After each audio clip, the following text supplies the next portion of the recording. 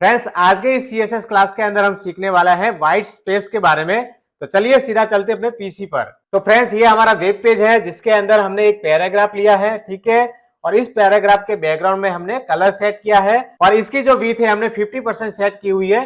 चलिए इसका कोड भी हम समझ लेते हैं। तो देखिए, ये हमारा HTML कोड है और ये हमने पैराग्राफ लिया, इसके अंदर हमने क्लास लिया और इस क्लास को हमने स्टाइल टैग के अंदर यहाँ पे मेंशन किया है डॉट के साथ, ठीक है। और इसके अंदर हमने ये कोडिंग की हुई है जिसका इफेक्ट हमारे यहाँ पे आउटपुट के तौर पे अपने वेब पेज पे दिख रहा है, ठीक है। अब हम व्हाइट स्पेस के बारे में समझने की कोशिश करते हैं। तो फ्रेंड्स, यहाँ पे हमने पैराग्राफ का जो विड्थ है वो 50% लिया। तो इस विड्थ के अकॉर्डिंग हमारा ये जो पैराग्राफ का जो कंटेंट है वो रैप होके आ गया है और ये जो हमारा हाइट है वो बाय डिफॉल्ट ऑटो में है, ठीक है। तो जैसे इसका हम विड्थ हम कम करेंगे, फॉर एग्जाम्पल यहाँ पे 50% की जगह पे मैं यहाँ पे 20% कर देता हूँ। तो देखिए फ्रेंड्स, जैसे हमने पैराग्राफ का जो विड्थ है वो 20% किया तो यहाँ पे विड्थ के अकॉर्डिंग पैराग्राफ का कंटेंट सेट हो गया है और हाइट ऑटो होने की वजह से हाइट इंक्रीज हो गई है, ठीक है ना। तो फ्रेंड्स, सपोज मान लीजिए आपको इसी 20% विड्थ के साथ ये जो कंटेंट है ये रैप नहीं होना चाहिए, यानी कि सीधा लिखा हुआ आना चाहिए। तो आप यहाँ पे व्हाइट स्पेस प्रॉपर्टी का यूज कर सकते हैं अपने CSS कोड के अंदर। तो यहाँ पे हम लिखेंगे व्हाइट WHITE व्हाइट स्पेस, ठीक है। और इसके अंदर 3 पॉसिबल वैल्यू आती है। नॉर्मल, जो कि बाय डिफॉल्ट ये नॉर्मल ही है, ठीक है। तो यहाँ पे यदि हम नॉर्मल लिखेंगे तो इसका आउटपुट सेम ही आएगा, ठीक है। और दूसरी जो वैल्यू है वो है नो रैप। फिलहाल ये जो हमारा कंटेंट है ये रैप हुआ है, ठीक है। तो यदि आपको इस कंटेंट को एक ही लाइन के अंदर डिस्प्ले करवाना है तो आप यहाँ पे लिखेंगे नो रैप, ठीक है। और यहाँ पे हम सेमीकोलन और इसको सेव करेंगे और पेज को रिफ्रेश करेंगे। तो देखिए हमारा ये जो पैराग्राफ का जो विड्थ है वो तो 20% है। आपको ये बैकग्राउंड जो कलर है उसके हिसाब से आपको पता चल रहा होगा, लेकिन हमारा जो ये कंटेंट है वो एक ही लाइन के अंदर आ गया है। अब देखिए फ्रेंड्स, जैसे हमने यहाँ पे नो रैप वैल्यू सेट की व्हाइट स्पेस प्रॉपर्टी के अंदर, तो यहाँ पे हमारा ये जो कंटेंट है एक ही लाइन में आ गया है, लेकिन हमारा ये जो कंटेंट है ये पैराग्राफ की जो 20% विड्थ है उसके आउटसाइड जा रहा है, यानी कि ओवरफ्लो हो रहा है।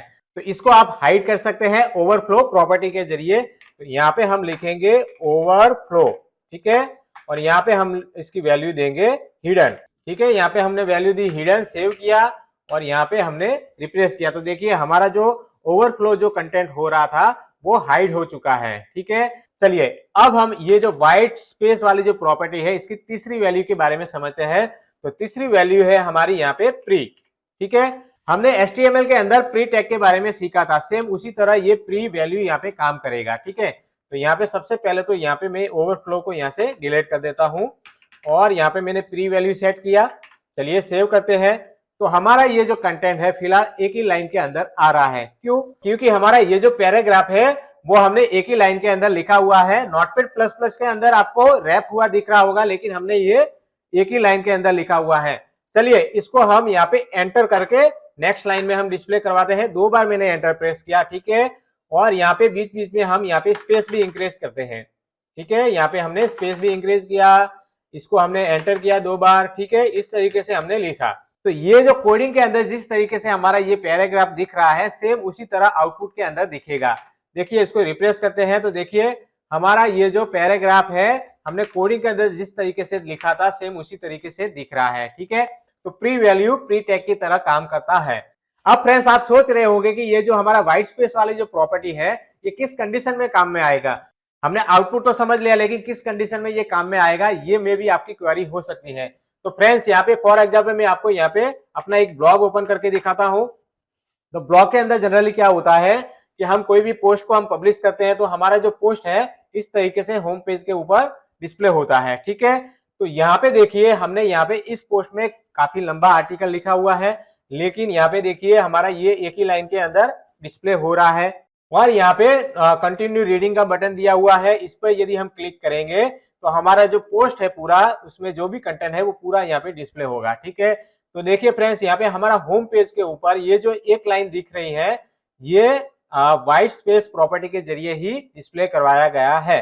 तो इस तरीके से यदि हमारे अपने वेब पेज पर कोई कंटेंट को डिस्प्ले करवाना है तो उस केस में हम व्हाइट स्पेस प्रॉपर्टी का यूज करेंगे। तो आई होप आज का हमारा ये जो टॉपिक है आपको अच्छे से समझ में आ गया होगा। चलिए इसी के साथ इस वीडियो को यहीं पे समाप्त करते हैं।